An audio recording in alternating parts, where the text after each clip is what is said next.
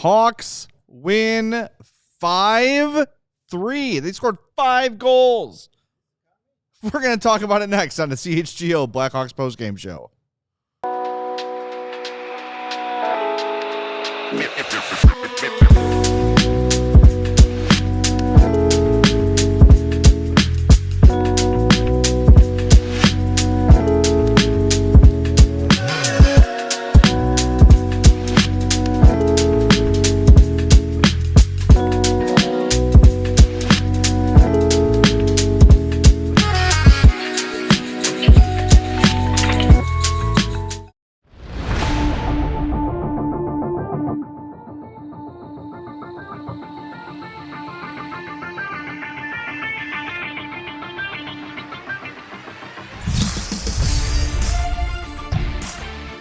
Welcome into the CHGO Blackhawks postgame podcast. Hawks beat the Islanders 5-3 at the United Center. Connor Bedard with the game-winning goal with under a minute left to go. I'm Jay Zawoski. That's Greg Boyson. Over there is Nate. You can't see him. He can turn his camera on probably. Mario is going to be with us in about a half hour, reacting from the locker room and all that great stuff. Do us a favor. Lots of people in here. Love that. Hit that like button for us. We'd appreciate that right away. Make sure you are subscribed to our YouTube page as well. And if you're catching up on the good old-fashioned podcast, that's cool too. Follow, subscribe, rate, review, all that great stuff. There's a lot of ways we can go in this game, Greg, but I think the top story, aside from Connor Bedard's game-winning goal, is Teuvo Teräväinen. A goal, 2 assists in the first period. This is the best he's looked in months. Yeah, welcome back, Teuvo Teräväinen. The reports of his demise were premature. Yeah. You want to put him on the top line now? Well, yes, but I really like that line together. I don't care. Here's why Teuvo Teräväinen deserves to be on that top line and probably should have been there the whole year, in spite of the lack of numbers. Yeah. You saw today, he has got the vision and the ability to make passes in tight spots. Both of those assists in the first period were great passes. And then watch that power play goal, his goal, 5-on-3 power play. Yeah, there's a lot more space on the ice, but he was in position off of the faceoff. And then once Connor Bedard got the puck, he kind of looked over his shoulder and drifted to where there was nobody on the ice. Smart hockey player. He can make the passes that Philip Kurashev can't. He can make the passes Ryan Donato can't. They're not making plays like that to Connor Bedard.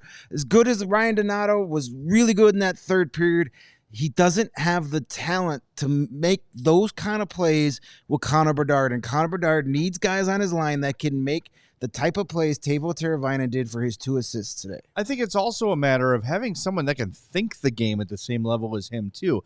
And again, I'm not taking anything away from the hockey intelligence of Ryan Donato and Philip Kurashev. Like, fine, good players. They've proven it in their careers. They've had good years before. Donato still leads the team in goals, I believe. For the moment, like yes. He's a good player. He's a valuable player. He's a player on most NHL teams. But as you just mentioned, Teuvo with the awareness to find himself that space. Those two communicating and working together over time is going to calculate and result in good things happening. And had they been together this whole time, imagine what they'd be doing.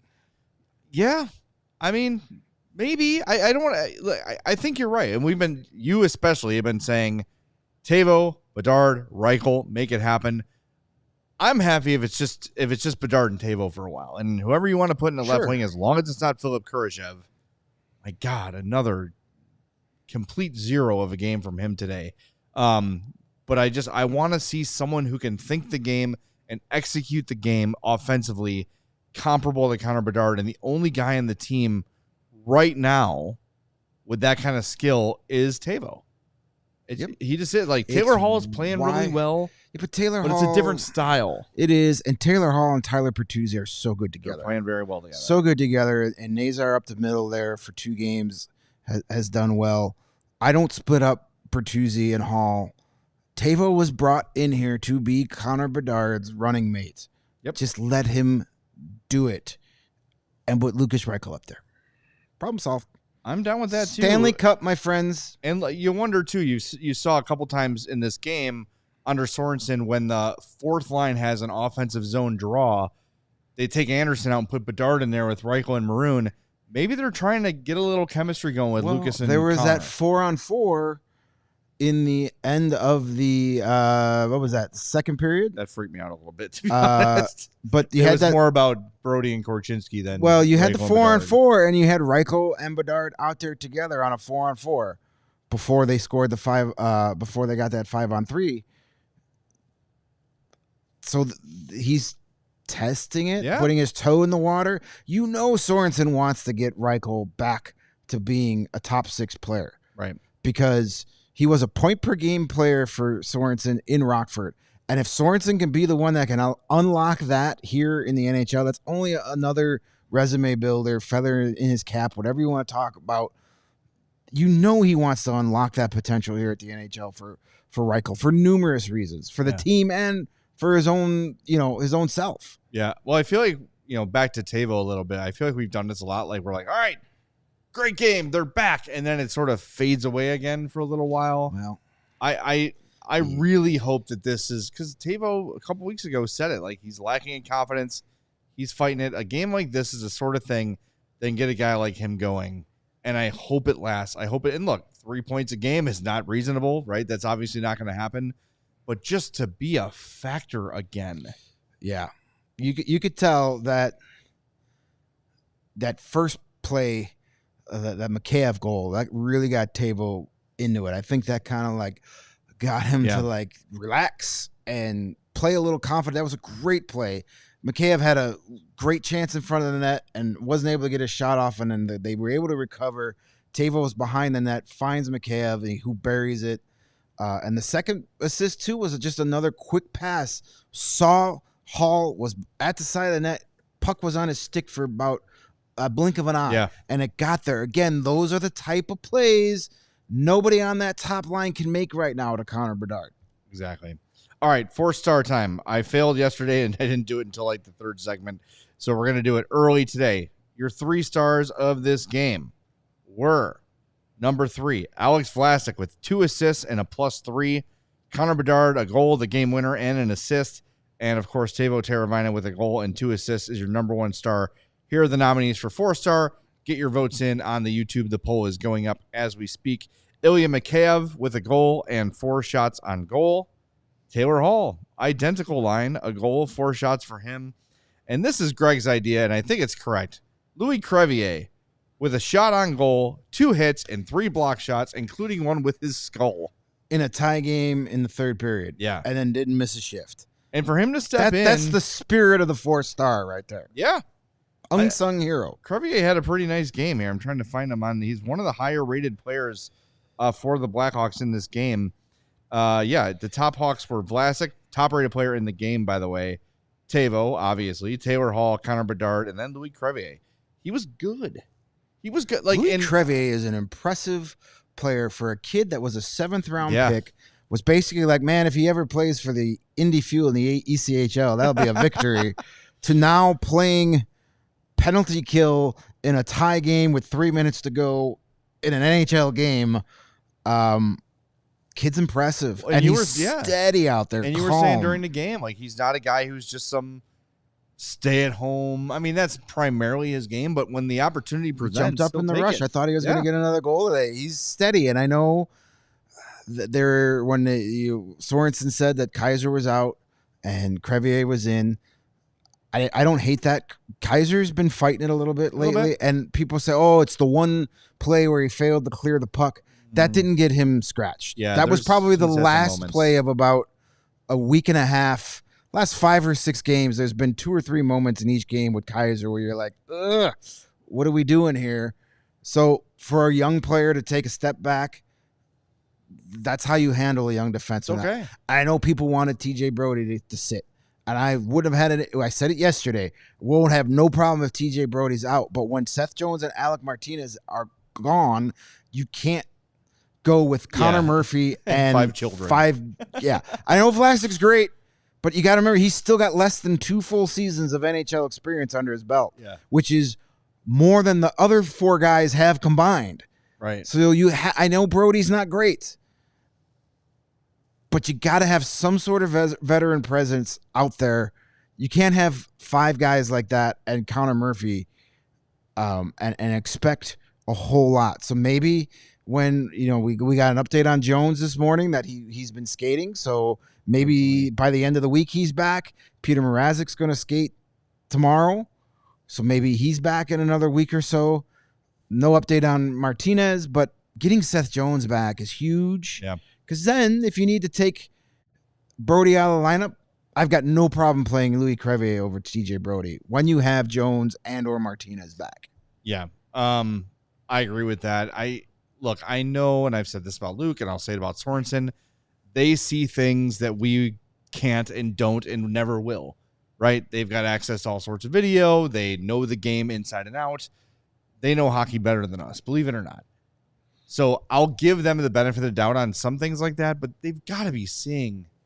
Yeah. I don't think TJ Brody is awful like he was to start the season. No. Every game there's a thing you're like, all right, he made a nice outlet pass today in the third. He's not afraid to shoot. Right. But yeah, when they're healthy, he is not one of your top 6 defensemen. No. And as I've said all season, he was pretty brutal to start the year. Then he got scratched and sat those couple games, and coming back from that, he's been better. If he's your 6th defenseman, you're okay. He is a NHL average 6th defenseman. I just felt like he was on the ice all night. Well, he played 16-10. Here's the problem. He seemed to be on the ice every time Connor Bedard was on the ice. And I'm sorry, when you have TJ Brody and Connor Bedard on the ice at the same time, you might as well just put it in your own net.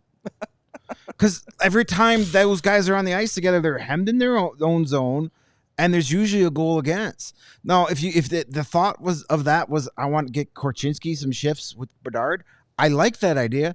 Then just play Korchinski with Vlasic. Yeah. Or if it was just the way the rotation just kept falling and it was just happenstance. Him and Vlasic are both left side, but I mean, put him with Murphy. Sure. Like, I just feel like Kevin Korchinski's entire career has been saddled by whoever the worst defender on the ice is. That has been Kevin Korchinski. That's a good way. That's a good way to learn how to throw him into the fire. Hey, do the exact opposite your partner's doing. Yeah, I mean it's tough. I know. I will say, someone in the chat said it too. Like, TJ Brody is significantly better than Jacob Megna or Jared Snorty. Yes, that's admittedly so. It's a very low bar to cross, but yes, yeah, it is an improvement. And if TJ Brody is the worst defenseman on your team, you have a pretty decent defensive core. I think last year TJ Brody would have been the 3rd best defenseman. Well, every year there has to be someone for the fan base to unite and hate, and I think that has fallen on TJ Brody. But we have to. Well, now that Luke Richardson's gone. Yeah, well, exactly. Well, now it's Kyle Davidson. But I think we have to look at these guys on a game by game, week by week basis. I think any grand declarations about anybody is a little bit. It's dumb. It's just digging in your heels and refusing to adjust. Like, TJ Brody started bad. He got better. I haven't loved his last couple games. Will he play better down the road? Probably. Like, it's ebbs and flows. Yes, and I think you're allowed to change your opinions of players over the course of an 82 game season. Well, I mean, look, you can either. Teuvo Teräväinen is a great example. He has been playing poorly, and tonight he had 3 points. So I'm not going to just say nope. Teuvo sucks. It doesn't. I mean, you can go back to Luke Richardson. We were defending him a lot during the first 6 weeks of the season, and after a while, we were kind of like, well, wouldn't be the worst thing in the world. And you could see, like, you're allowed to change your opinions on players and teams through the course of an 82 game season. They're not all going to be bad all 82 games, and each player is not going to be great for all 82 stuff has games. Come to light, man. All right, we got to hit the break zone. If you've not hit the like button yet, please do that for us. We would appreciate that. We appreciate everybody watching us here on this Sunday night. Awesome to see this many people in the chat. Wins are fun. We like those. We'll be back in a moment on the CHGO Blackhawks podcast. But first, for the best way to end 2024, you need to head into Ray Chrysler Dodge Jeep and Ram. And there, you can shop their wrap up the year sales event and score some of the year's best savings on new vehicles before the clock strikes 2025. Hurry in the race, CDJR. I don't feel like doing that all day. To browse their huge inventory of new vehicles, and right now celebrate the end of 2024 with $24,000 off MSRP on select new vehicles with a dealer discount. Or you can shop over 125 vehicles priced under 20 grand. Let the amazing team at Ray Chrysler Dodge Jeep and Ram help you during each step of your car shopping journey. With Ray's price promise, the numbers that I'm telling you right now, those are going to be the same exact numbers you can expect when you shop in-store and online. That's because Ray's price promise means no price changing, no add-ons, no hidden fees, no shady shenanigans. Since they prioritize affordability for their customers, hurry in the Ray Chrysler Dodge Jeep and Ram today and shop one of Chicago's largest inventories. Then drive home with more money in your pocket than you'd expect. So if you're in the market for a new vehicle, then you have to check out the team at Ray Chrysler Dodge Jeep and Ram, because they're the only team we recommend. Visit them today on Route 12 in Fox Lake. For more information, head on over to raycdjr.com. Serving the community since 1963. Yes, and it's the holidays, and we're all stressed out. Is your family-owned building and loan struggling? Is Mr. Potter trying to take you down? Did your stupid-ass Uncle Billy suddenly misplace $8,000, causing scandal throughout town? You might be thrown in jail. Meanwhile, the local starlet is showing up and kissing you on the face and just causing you stress. Chill. Choose chill. Don't worry. It's going to turn up. Did you lose your hearing in an unfortunate pharmaceutical accident as a kid? Were you abused by a pharmacist? Hey, don't worry. Choose chill. Choose Coors Light, because you know you're going to crack open those Coors Lights, and the community is going to rally and show up at your house to drink Coors Light and give you the $8,000 that Uncle Billy misplaced. Tell Uncle Billy he's still a pudwag. Coors wasn't available in northern New York at that time either. That's why it all must have been the case. Needed the Bandit. Had Coors Light been around, everyone would have been happy and chill. It would have truly been a wonderful life. But instead, Uncle Billy strikes again. It's okay. The community's got your back, George Bailey. Make the most out of the times you choose to chill. Choose Coors Light. Get Coors Light delivered straight to your door with Instacart by going to CoorsLight.com/CHGO hockey. Celebrate responsibly. Coors Brewing Company, Golden, Colorado. And that is a record for me, the longest I've gone talking about It's Wonderful Life without crying. I love that movie. I always say I have I'm from the moment the big bell rings, I have like a steady stream and it just intensifies and decreases as the movie goes on. I haven't watched that yet this season. I don't know. We usually go to the Music Box every year to see it for like the sing-along, and it's amazing, and I just don't know when we're going to be able to do it. That's the one downside of this job. Yeah. Is my December evenings are often tied up. And the schedule in December it's rough. It's busy. It's rough. Maybe they'll show it on the scoreboard during the game. Sure. Be down for that. All right. Super chat. I know we got at least one, so let's knock this out here. This one comes from Edward First. He says, can we stop the Kevin Korchinski AHL experiment? It exceeded. It did wonders to his game to be sent down, but he is an NHL defenseman already.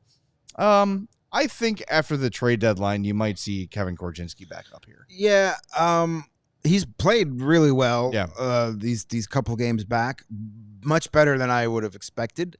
And yeah, he the AHL stint definitely worked for him. I think he's deserved to keep playing. But when you get Seth Jones and Alec Martinez back, it might be harder to find time for him to play. Maybe you send him back, and as you said, after the trade deadline, a guy like Alec Martinez, if healthy, a lot of contenders are going to want that guy for their third pairing. Yeah. But stranger things have happened, but so far so good. With Korchinski, it's taken a game at a time, and right now he's giving you 3 solid games, and he'll play a fourth, I'm sure, on Tuesday night, and just take it a game at a time.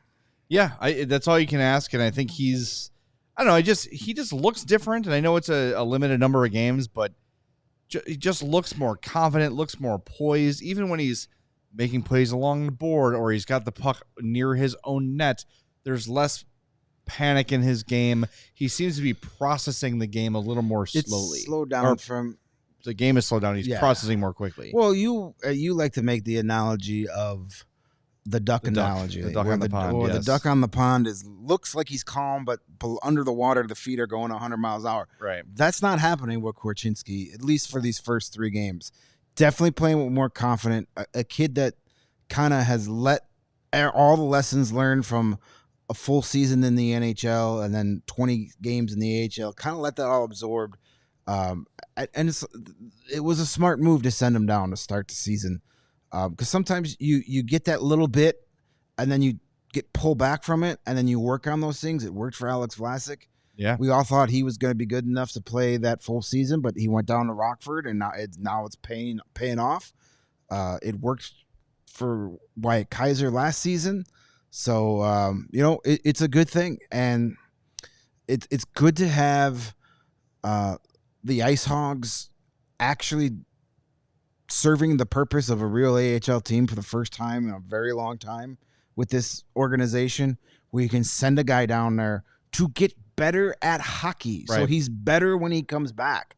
That hasn't been the case with the Ice Hogs in a very long time. So it's nice to see that they're being properly utilized. They won their first game for Mark Eaton last night against the Wild, 5-1. They lose their leading scorer and they explode for 5 goals.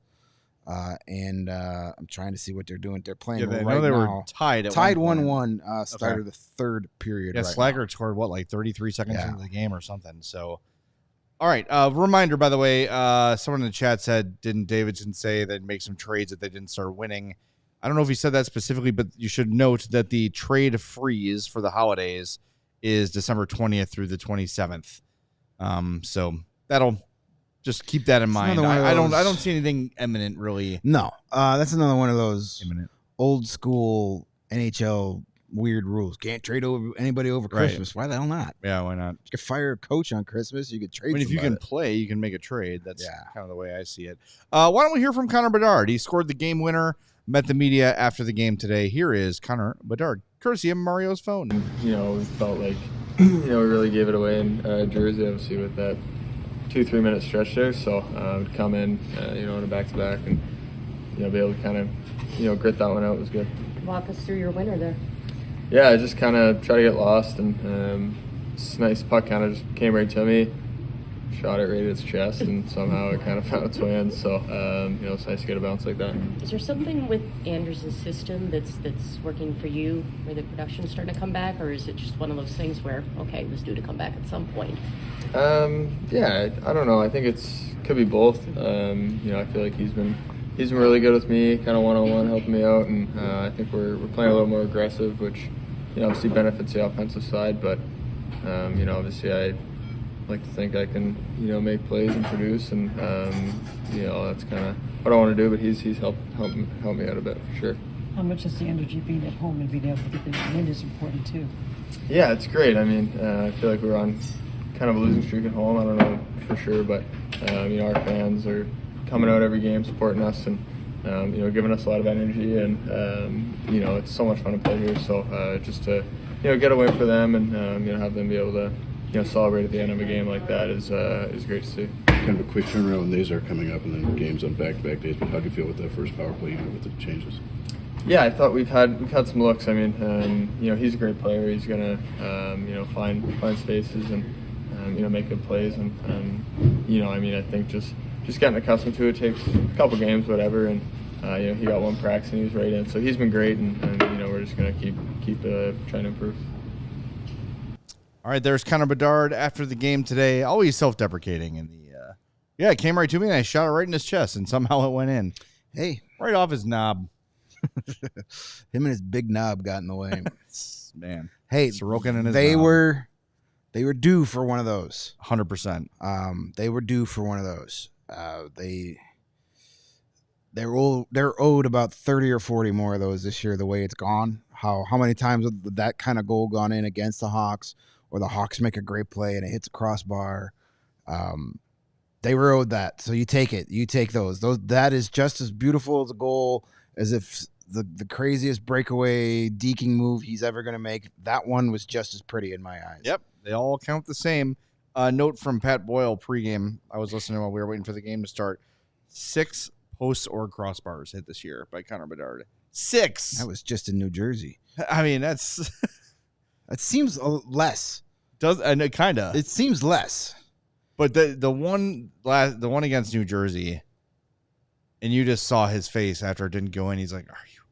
Yeah, after he made the great move to split to D. And Every swear in the lexicon was going through his head, and if he was mic'd up, it'd be one long, consistent beep for about 30 seconds. I want to hear Connor Bedard swear. I mean, I have not caught a stray F-bomb in the locker room yet. I did the day that Luke Richardson was fired. Okay. When he met the media the next day. Oh, yeah, you're right. You're right. He came in and said, "Holy F." Yeah, you're right. I'm like, Okay, that was the first one. Telling your mom. That was the You're first grounded, one. 'Cause young man. like, when you first walk in after practice or after a morning skate, they're kind of in their own environment. And you hear a lot of things that they won't say when there's a microphone in front of them. But I forgot about that one. But that was the only time I've heard a more than gosh darn it from Connor Bedard. Yeah. Sorry, I was typing an 8. That's Alex Vlasic. The second one. There you go. Little behind the scenes for everybody.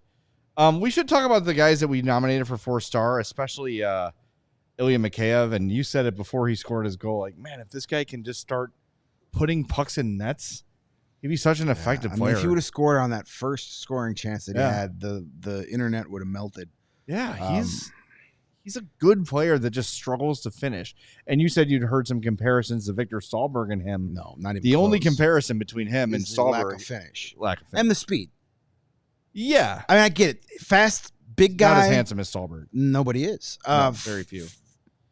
He's fast. He's got the size. Stahlberg was a big dude. And they can't finish. Those are the similarities. After that, they are not even close to the same hockey player. No. Mikheyev is one of the best defensive player, if not the best defensive player on this team. I mean, I know in terms of forwards, I know we Jason Dickinson's got that reputation. There's been a few times this year Jason Dickinson's left a lot to be desired defensively.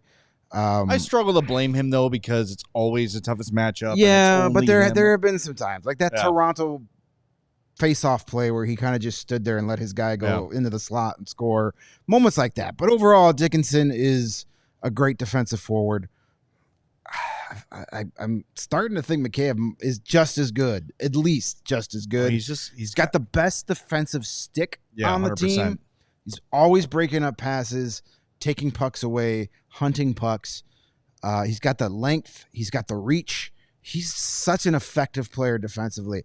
And if he can score a goal every 6 or 7 games, that's just gravy. Well, there's that one in the second period that just like popped out right to him. He could have had a hat trick today. Yeah, should have had a hat trick today. Yeah, but just and I think we talk about it often, but I know people don't see every show. I think his speed is a little bit undervalued. Like he looks like a big guy. He's kind of got that Milan Lucic body a little bit. But once it doesn't take him long to get the top speed. No, he's got that first stride. Yeah. And he's gone. Those long legs, very gazelle-like out there. And he is one of the most unassuming hockey players I've ever been around. Like you see him in the locker room, he's very quiet. Yeah, I don't think I've heard his voice. He doesn't have that like he just goes about his business. He doesn't have a boisterous attitude. He doesn't, have any kind of cockiness to him or anything like that you see out of some of the other guys across the league. Like if I saw that, like there are some guys when you see, and if you saw them walking down the street, you'd be like, that guy is a hockey player, no doubt. Yeah, right. I would like if I saw Ilya Mikheyev, I would never guess he was a hockey player. I would not either. No, absolutely not. But yeah, he's been very solid, and if he converts on half, like maybe 50% better than he's been, you're talking about a solid output. And he's had high scoring years before. He scored 20 goals with Vancouver. I mean, he's a guy. 21 goals with Toronto in 2021-22. Right. And he had a serious knee injury that affected him pretty much for like a season and a half. He's a guy we talk about, guys that like, hey, I know their contracts are up. Will we consider bringing him back? He's a guy I'd bring back. I'd take Ilya Ilya Mikheyev on my team next season over Philip Kurashev at this point. No, That's I'm not something not I would opposed to have that thought at I all. would have said back in October. Mikheyev's contract. He does have a year after this one, and then he's a UFA. So he signed at $4,037,500 next season too. Okay. So yeah, they got another year to figure out, and I like that because you can see what he is here, and then you got a year to say, all right, are we going to trade him at the next deadline? Try to extend him, make him part of things here. He's 30, so he's not a spring chicken, but he's also not ancient. He doesn't have a ton of mileage on him, so he's going to be an interesting guy to keep an eye on over the next 2 seasons. All right, we got to hit the break zone again. We expect to hear from Mario soon. I'm wondering if Anders is delayed for a TV interview or something like that. So as soon as Mario is ready, he'll join us. We'll be back in a moment on the CHGO Blackhawks podcast. Greg. Oh, no. You have to know by now that ComEd can help businesses save money by becoming more energy efficient. You would think.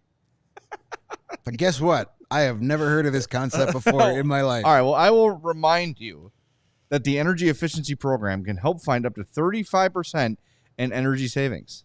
That's freaking amazing. I can't believe that. I can't believe I keep forgetting this. So what does a business have to do to get all those percents of energy savings? Well, what they have to do, and keep in mind this website, they have to sign up for a free facility assessment at comed.com/biz.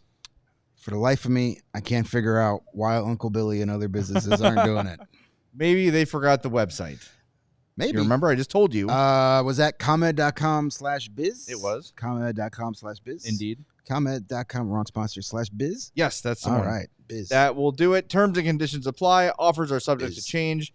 Actual savings will vary by customers' energy usage and rate. The ComEd Energy Efficiency Program is funded in compliance with state law, just the way we like it. And you know what else we like? Wagering on sports.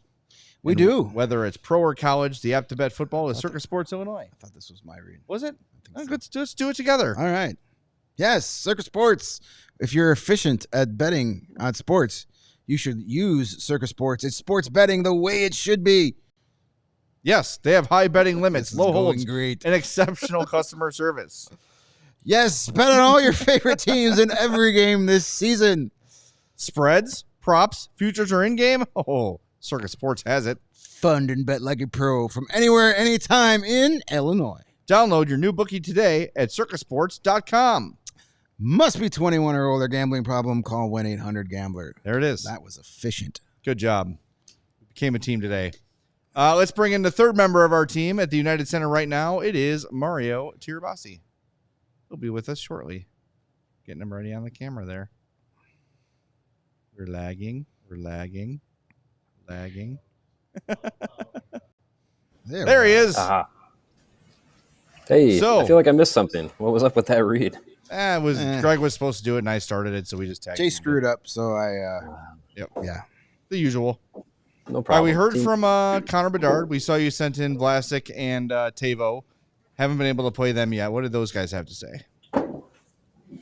Yeah, I mean, hearing from Teuvo was pretty much standard for what he usually says, but spoke about being able to have a performance like that in tonight's game and how that can kind of help build some momentum for him and momentum for the team at the same time. And yeah, I mean, the message across the board was that this was a big win to kind of overcome some of the things that have consistently plagued this team this year, where it's giving up leads, not being able to respond, and eventually leading to losses in dramatic fashion or in typical fashion as it's come for this team. But this was a game where they got something to go their way, and they were able to kind of continue to fight in that third period and get a big win. I mean, this was a game that, like, they were leading, and finally they kind of come away with a game where you get the late winner. You get a team playing with an empty net against you rather than you playing with an empty net. Like, it was good all around for this team in this locker room to get a performance like that. Well, we've talked a lot about it here recently and most of the season, but about how when something goes wrong, the Blackhawks can't stop it from snowballing. And today there were opportunities for that to happen. They gave up that goal late in the first period, but instead of letting it affect them, they get it right back. The third period, they give up that early goal. They challenge it for goalie interference. They lose the challenge. There's a power play. There's a chance for them to just give up another goal quickly like they've been doing, but they kill the power play. Did Anders have to say, you know, maybe they're turning a corner here, or just build off this performance and see where we go? Yeah, I mean, he spoke about the penalty kill being just having a lot of confidence in the penalty kill, obviously not wanting to be in that situation after the coach's challenge, but being able to be confident that they could get out of it, and they did. And the penalty kill, you know, across the board in the game, you know, Alex Vlasic talked about it. It's been a big part of the confidence that they've been able to try and build in those situations, is that they've been doing it well as of late. So that was a big part of it. And yeah, I mean, Vlasic talked about after the game, you know, being able to be in the room in the second intermission, and you know, how the team was pretty vocal about continuing to play the way that they had been in the game, and trying to keep that foot on the gas, you know, throughout the third period. And yeah, I mean, you give up the tying goal less than a minute into the third period, but they kept fighting for it. And Anders said, you know, it's a momentum builder. It's something that they can continue to build off moving forward. And I mean, this is what, game 5 under him. So I mean, he's speaking to basically the experience that he's had with this team, and just kind of figuring out like what's been going on, but you know, trying to move forward from, you know, game 26 or 27, whatever it was, and trying to get them playing under this, you know, new system, and you know, basically trying to build from there as like a, you know, like it's like a break point in the season, right? You know, you get up to the game 27 Luke Richardson, then you move forward with Anders Sorensen, and just trying to build off momentum from that under this system and with this new mentality. It's a game that can go in the right direction. Yeah, I mean, these little moral victories of not allowing a goal when you just took the lead, as little time as the Islanders had to do it, I think everybody watching that game was kind of like, it's going to happen. It's not a lot of time, but it feels like it's going to happen. You know, and for Connor Murphy to score that from the other goal line, that had to be a huge weight off all of their backs to not only get a 5th goal in a game, to seal a victory, to not have to panic through the last few seconds, but to overcome what had been, you know, bogging them down over the last handful of games. These immediate responses, and that early in the third period goal was kind of like another one of those, like, oh my God, come on. Like, we just can't get out of our own way. So to see them overcome that, it's just one hurdle cleared. Who knows what it means going forward, but at least now the next time they have a lead, it's probably not going to be in their back of their head again that, well, are we about to blow this again? No. And Nick Foligno had good stuff to say after yesterday's game about it. Like, we just have to get out of that mindset and just, it's one goal. Teams score goals. You're not going to win every game 1-0. You're not going to shut out the opponent every night. So one goal is not the end of the world. Just keep doing what you're doing. And they did that today, which is great. Yeah, I mean, it's something that they can, you know, point to, and we kind of talked about it in yesterday's postgame. Like, they just needed a game where they could point to some good things that they were doing and getting rewarded for it. And I think this is a game where they finally got, you know, some of those things where it's just like, look, like, we can get out to a lead and we can respond when a team scores, and, you know, don't let one goal turn into a snowball in the wrong direction. Like, they can, you know, stop the bleeding, and so to say, and be able to, you know, come back and keep pushing. And even in the third period where, you know, you go in with the lead, but you give it up early, you don't let it get out of hand, and you eventually, you know, fight your way into getting the eventual game winner. And this was you know, that shift was, Anders talked about it after the game. The shift where Bedard gets the game tying goal was Donato, Bertuzzi, and Bedard. And, you know, he talked about getting, you know, Bertuzzi and Donato out there because they had been, you know, just having really effective games today, and being able to, you know, kind of push in the offensive zone. And then you see on the play, like, Ryan Donato just really the effort and to, you know, outmuscle the defender behind the net, and eventually find Bedard open in the slot, and, you know, he gets the shot to trickle by Sorokin, and then Sorokin kind of swims it in on his own. Blackhawks were due for some sort of dumb kind of goal like that, where maybe it trickles in anyways, but having the goalie kind of push it in himself rather than it sits on the goal line and then Sorokin's able to fall back on it and it stopped. Like, it's just the way this season has been going. They needed some sort of goal like that, and so to get it in that moment was great for the team, and we all kind of needed something like that. Just on the heels of the first goal of the third period, where Soderblom's stick gets tied up, not interference. He's out of the crease. The skaters allowed that ice, but it was another one of those. Again, another weird play goes against the Blackhawks, and for them to finally get one the other way. Because as I saw that puck trickling, my PTSD from this season was like, well, that's not going in. There's going to be some kind of plexiglass wall put up there that, some force field that's going to keep it out of the net because that's the way it's gone. So to see it go in, aside from just, getting the win, getting the game winner, and then having the break go your way is like, these are the sort of things that over time are going to help solve a lot of the problems this team has. Because I think a lot of their issues are mental. Like when we talk about not shooting when the opportunity is there, or forcing the extra pass, or giving up goals right after you scored, all those sort of things, those are all mental breakdowns. Yeah, you could talk about their lack of talent and the lack of proven scorers on the team, but a lot of their mistakes this year and a lot of things that have cost them games have been mental. So that's what you need to grow as a young team, and I think we're seeing steps in that regard slowly but surely. Yeah, and I think they've got veterans in their locker room that should be able to be the ones that can speak to the mentality of the team, and there's mental breakdowns and there's actual physical breakdowns based off of either skill or just their effort. But I think under Anders Sorensen, his messaging, we heard it in his first practice after it was over. He's telling the team effort is going to solve a lot of the problems, and I feel like we're not necessarily not to say that the team was quitting under Luke Richardson, but I think there was a lot of belief in the here we go again mentality, and I think a game like today's can try and unwind a little bit of that in this team. It's going to take more than just one effort like tonight's to unwind the first 30 games of how this season has gone. But I think this is a game that, like I said, the team can finally point to and say this is how we know we can play in a game that wasn't the cleanest win, but they found ways to do it. Was Anders asked at all about that third period goalie challenge? I mean, it looked like from the first replay that it was that was probably not the wise choice, because Soderblom, there was contact, but it was outside of the crease. Was he asked about why he challenged that at all?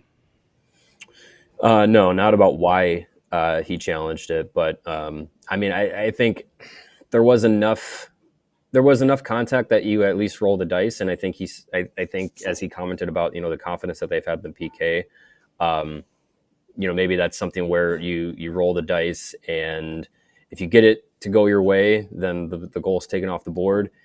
If you don't, at least you've got a penalty kill unit out there that you have some confidence in. So that would be my thought process on the reasoning there. But no, he didn't address it directly of why he challenged it.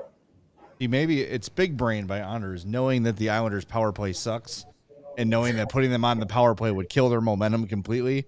That is 26 straight PKs for the Hawks, and someone asked in the chat where are they ranked in the league. As of right now, because this was game 31, correct?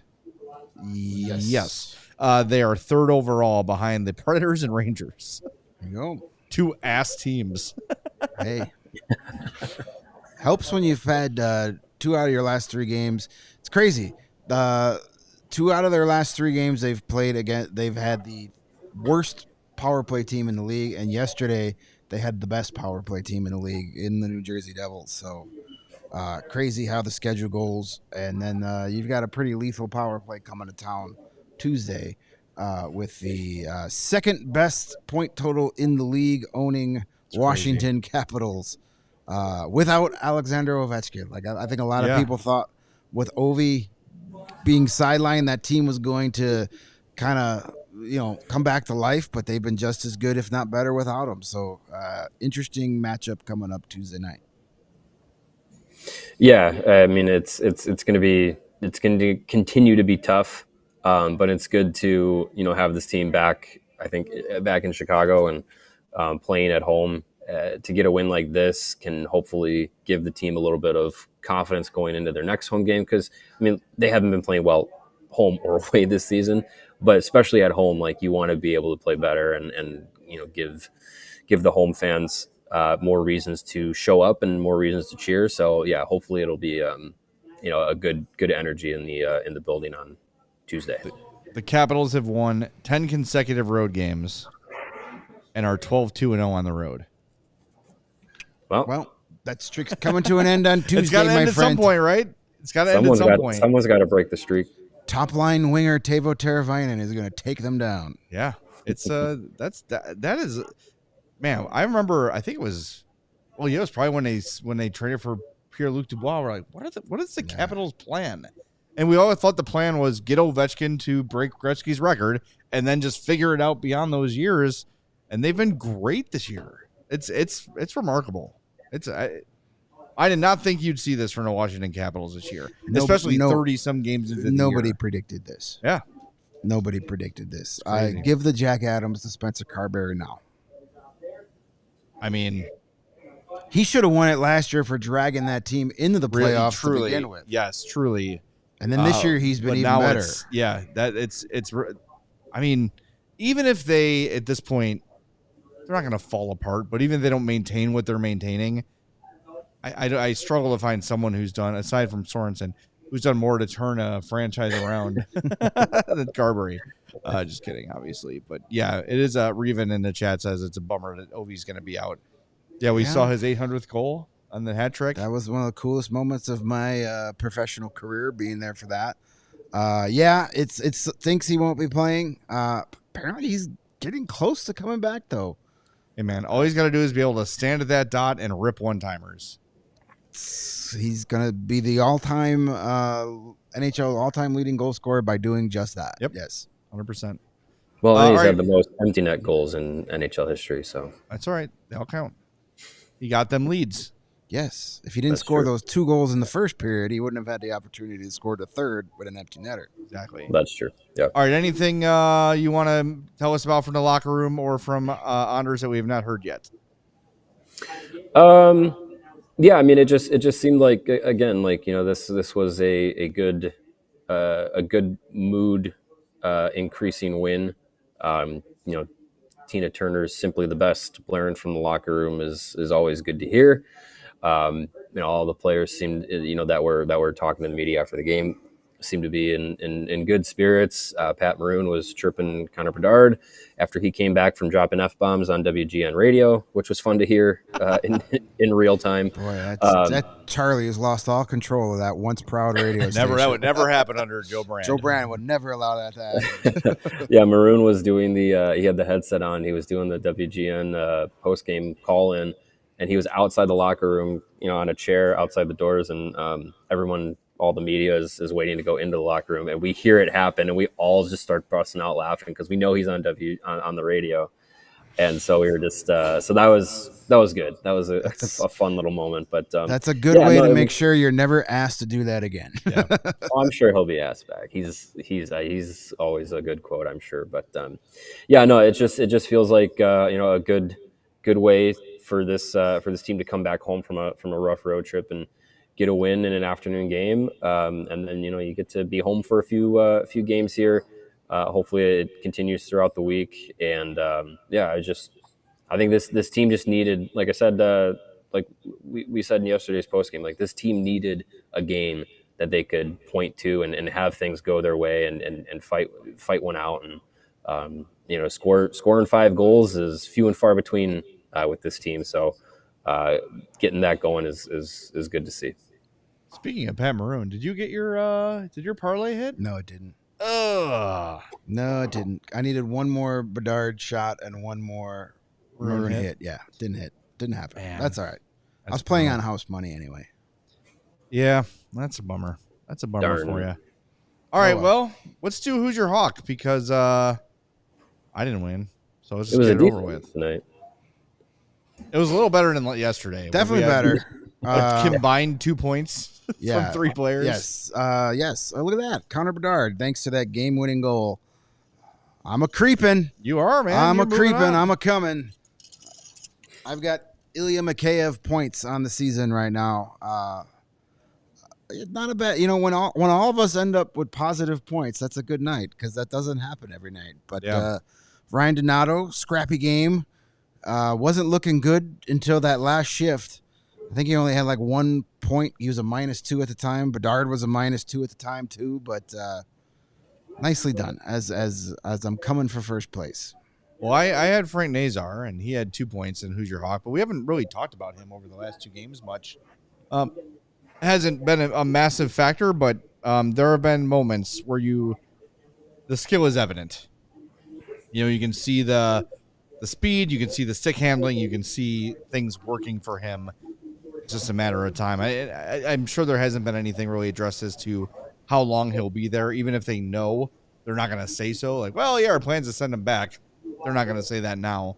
But despite the lack of personal production, I like what I've seen from Nazar so far. Seeing him from the press box gives you a different view, and today was paying attention to him on the ice, and I'll give him credit for this.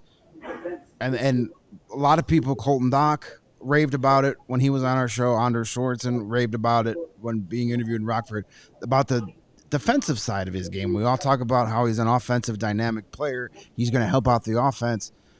Kid has awareness on the ice defensively and a willingness to go and do the things. Like, he made a few plays where he was going behind the net and lifting sticks and stuff like that. So I've been impressed what I saw today defensively from Frank, and it's only a matter of time, as you said, Jay, before he gets that offensive production rolling. And I do think he's on a great line for him with Hall and Bertuzzi. That's a really good mixture.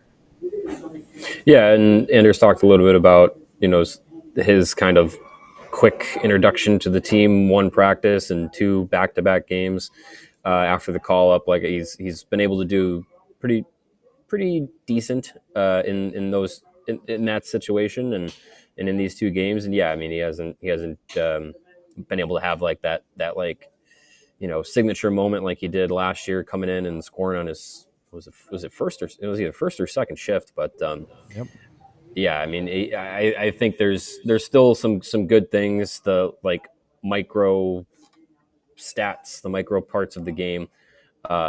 Those have been good for him, and I think, playing with Taylor Hall, who looks like he's got some rejuvenation in his game, and Tyler Bertuzzi, who's got some rejuvenation in his game. That's a good line to have a guy like Nazar on, and I think he'll get some time now back in home area and probably get situated somewhere in the city, and then just get some more familiarity with the team, maybe a practice here or there Monday or Wednesday, and they got a game on Tuesday. So we'll see what comes of him in the third game, but it's been decent so far. All right, Mario, thanks for your help, man. Drive safe. We'll see you tomorrow.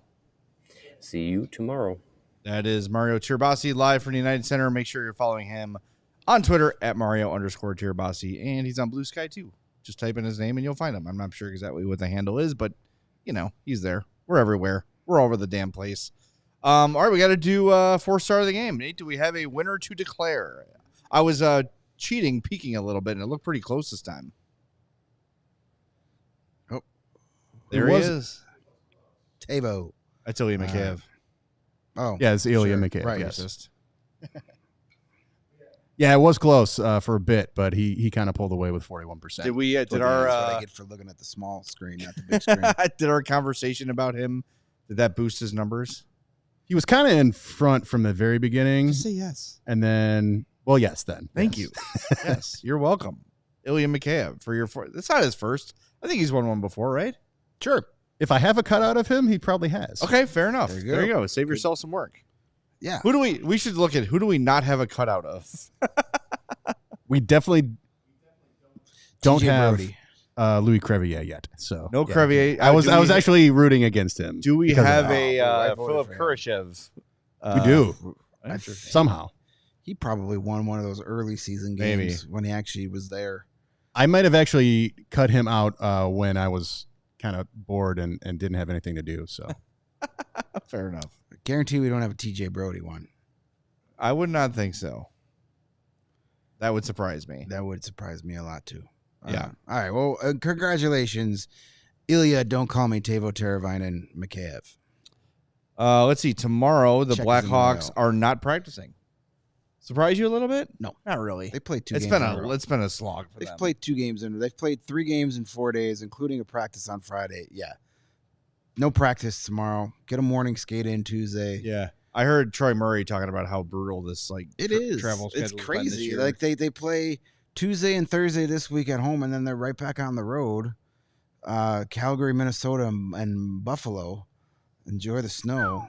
Like, hey, where is it snowing? Where do you want to be in December? December? Send Ugh. them to all 3 of those places. Oh God. So yeah, it's been a goofy schedule, but it should be a fun week this week. The Capitals in town Tuesday, and then Seattle Kraken on Thursday with the Jeremy Roenick Yeah. Boy, that's acknowledgement of his Hall of Fame induction. He'll be there cranking the goal horn before the game. I'm looking forward to that. Should be fun. Yeah, if you are going to that game, don't miss the pregame in the atrium. Troy Murray and Jeremy Roenick will be doing like a little Q&A out there in front of all the fans. It's always cool to see that 2 guys that played together talking about the game and all that stuff. So it should be very, very cool. The Hawks always do a great job with that stuff. And we were talking today about, could this indicate that eventually at some point Roenick's number gets retired? I think it's, we've had that conversation a few times. Maybe we have it again tomorrow on Mailbag Monday. So if you have some questions for us, we'll send out a tweet probably in the morning or maybe later tonight appealing for questions for Mailbag Monday. So make sure you reply to that. Or if you're a diehard, go into our members only Discord where there's an actual Blackhawks mailbag tab. Yeah, I'm going to have to go through like 4 weeks of I know, it's old been a while, questions, right? You but- got to see what's still relevant. Probably not a lot. When are you going to fire Richardson and call up Nazar? Right? That's 90% of them probably. Probably. I'll go through those tomorrow. But yeah, do that. Mailbag shows are always fun. And there's a lot to talk. We've not done one in a while. So we're definitely going to enjoy doing that tomorrow. And then what's our other studio show this week? Thursday? Wednesday. Wednesday, yeah. Get Petey on. We'll probably have Petey on. What should we do with Petey this week? Some I don't Nazar know. breakdown maybe? Or Petey. Tavo's game would be Tavo's nice. game would be good. Tavo. Tavo's game would be The PK. Why is the PK working? I like that a lot too. Give him the whole hour. Love that. Just Petey can call in. We'll leave for 60 minutes. Yeah, And we'll come back just and do sign it. off. Just do it, man. It'll be the best show we've ever had. There's no doubt about that. And people will actually like that show, unlike the ones we do now. So, yeah, get those mailbag questions in by, 2:30 tomorrow is when we get those, when the show starts. So make sure you do that. The other thing you need to make sure to do, aside from hitting that like button, is to become a diehard at allchgo.com. We've got free shirt or hat when you sign up, or $35 off a hoodie, which is a great deal. You get 20% off all of our takeovers, all of our tailgates, all of our events, everything we do. Access to all of our great written content like Blackhawks Beat, Pigs and Puck, Rebuild Report, Morning Chirps, all those things we publish all the time for our diehards. You get access to all that. It's really a great deal. It keeps us going. And as I mentioned before, access to our members only Discord. So you get, not only do you get to chat with a bunch of Hawks fans, you get priority when Mailbag Monday rolls around. So it's a great deal. And if you were a diehard and signed up for our Sweet Takeover, which is sold out, you would have saved $80 per ticket. And if you want to get in on the Bulls Takeover, which is still on sale for the Derrick Rose night against the New York Knickerbockers, that is on January 4th. The CHGO Bulls Takeover, jump on that. Save yourself $100 per ticket for the Bulls Sweet Takeover on Derrick Rose night. If you're a Bulls fan, that's probably the most appealing game that's going to happen all year. Likely. Yes. So all of that happens at allchgo.com. And just to remind people, if you're thinking about going to the Bulls Takeover and you become a diehard and save $100 per ticket, a diehard membership is $80. Chances are you're not buying one ticket. So that, if you do the math, is $120 savings and a free membership when you do it the math that way. So do that. Become a diehard. We would love to have you. We'll be back. There'd be no math. Yeah. Well, I did that like 3 days ago and it checked out. So we will talk to everybody tomorrow at 2:30 for the CHGO Blackhawks Mailbag Monday show. We'll talk to you then. Thanks for being here. We all silly like the mayor.